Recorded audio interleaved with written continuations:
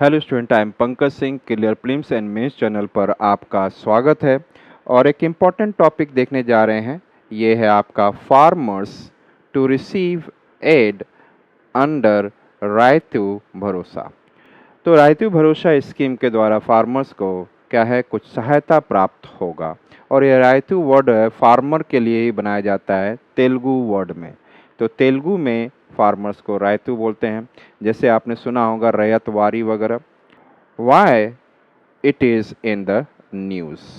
Following the conclusion of the loan waiver initiative, the government of Telangana is set to extend Raitu Bharosa assistance to further aid farmers in the state. अभी ये बात को निकला है कि loan को waiver करने की बात की जा रही है, इनिशिएटिव ली गई है गवर्नमेंट के द्वारा तेलंगाना के, एंड एक्सटेंड किया रायतू भरोसा का और उनको सहायता दी जाए, Rythu Bharosa assistance to further aid farmers in the state. साथ में उनके लोन को वेवर करना और फार्मर को रायतू भरोसा के द्वारा और उनको फाइनेंशियल असिस्टेंस देना। अबाउट रायतू भरोसा स्कीम।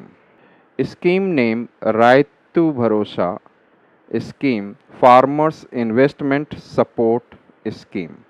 तो फार्मर रायतू का मतलब होता है और भरोसा क्या है, उनको उस पर सपोर्ट देना है, तो इन्वेस्टमेंट सपोर्ट स्कीम FISS कह सकते हो।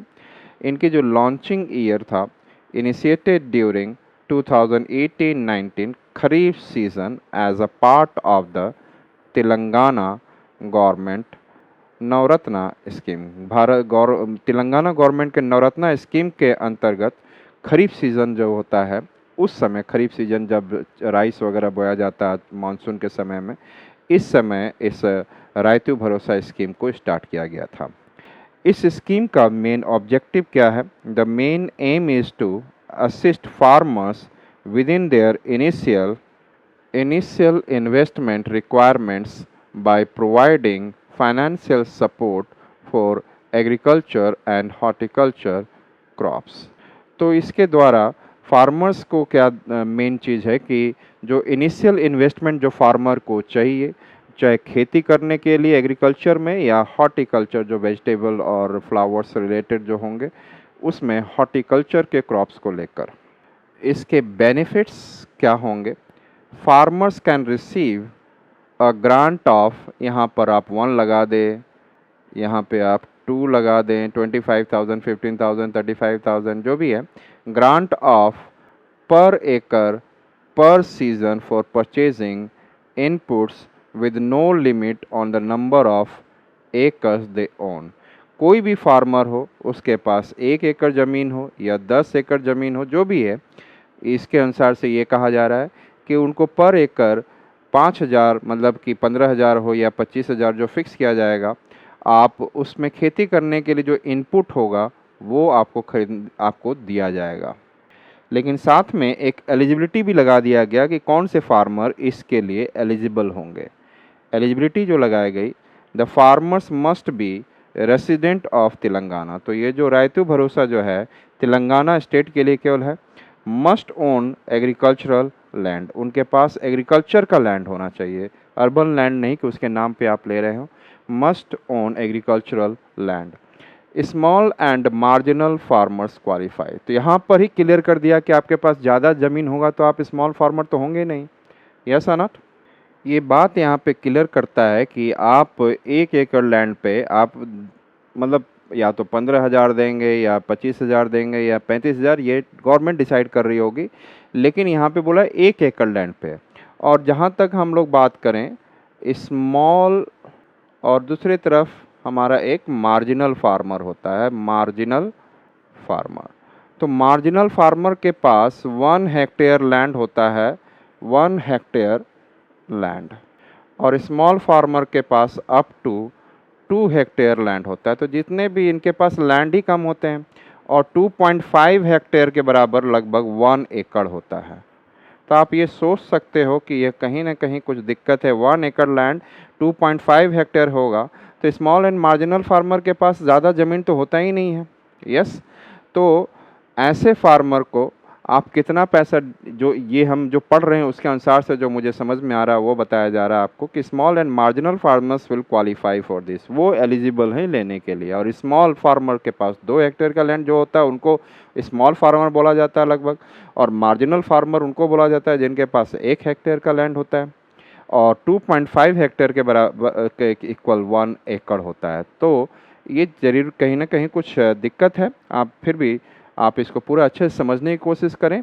हो सकता है कि स्मॉल फार्मर इसके ज़्यादा बड़े हो जाएं तो फिर तो वो स्मॉल फार्मर हो सकता है थोड़ा बहुत ज़्यादा भी लैंड हो उनको भी दिया जा सकता हो, उनके अंदर कुछ जो ये स्कीम बनाए होंगे उनके अंदर कई ऐसी बातें होंगी, लेकिन जो ये बातें दिखा रहा है ये कहीं ना कहीं सफिशिएंट इनफ नहीं है। Farmers cultivating land under the record of forest rights document primarily from the scheduled tribe communities are eligible। और ये भी बताया गया कि farmers cultivating,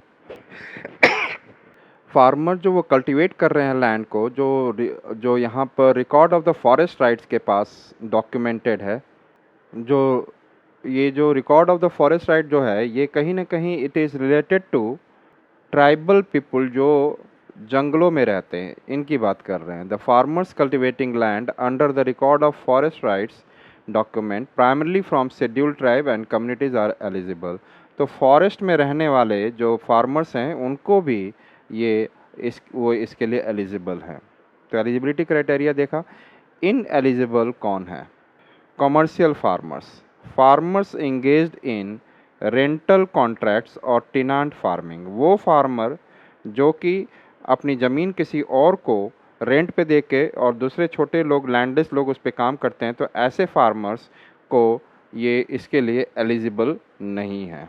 significance of this move of Rythu Bharosa by the Telangana government, the financial relief for farmers, the scheme provides substantial financial relief by waiving loans of up to 2 lakh, और 2 के आगे कोई भी आप नंबर लगा दें, 1 to 12 लाख जो भी हो, for each farmer enabling them to manage debts and invest in future agriculture endeavors।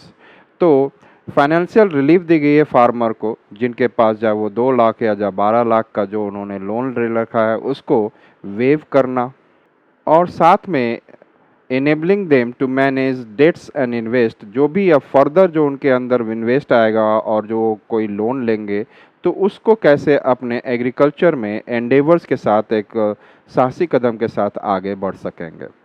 Boost agricultural sector, with the waiver farmers can concentrate on enhancing productivity and crop yield without the stress of debt which can lead to increased agricultural output in the state. जब Telangana government ने जो जितना जो उन्होंने loan लिया था वो जब वेव ऑफ हो जाता है तो उनकी जो परेशानी थी वो ख़त्म हो गई। अब इसके वजह से फार्मर्स क्या करेंगे, कंसंट्रेट करेंगे कि प्रोडक्टिविटी जो एग्रीकल्चर का वो बढ़ाएं और उसका पर एकड़ लैंड का जो यील्ड है वो भी ज़्यादा करें without any stress of debt, कोई भी मतलब उनका जो लोन था उसका कोई स्ट्रेस ना लें। इससे एग्रीकल्चर का आउटपुट स्टेट में बढ़ेगा। Reduction in farmer distress, this initiative is expected to reduce distress among farmers, particularly those impacted by unpredictable weather and fluctuating crop prices। तो जो एक्चुअली में जो वेदर की वजह से मार खाए थे फार्मर और जो फ्लक्चुएटिंग क्रॉप प्राइसेस की वजह से जो मार खाए थे फार्मर, कहीं ना कहीं उन फार्मर्स के लिए ये जो है रायतू भरोसा उनके लिए एक डी स्ट्रेस का काम कर रहा है, thereby lowering the chance of farmer related suicides and financial insecurity. और इसके वजह से जो फार्मर से संबंधित जो सुसाइड हो रही थी, आत्महत्या, और कोई भी उन्हें जो फाइनेंशियल असुरक्षा था वो भी अब दूर होगा और वो बड़े अच्छे से खेती के लिए अपने एग्रीकल्चर प्रोडक्टिविटी यील्ड इन सब के लिए काम करेंगे।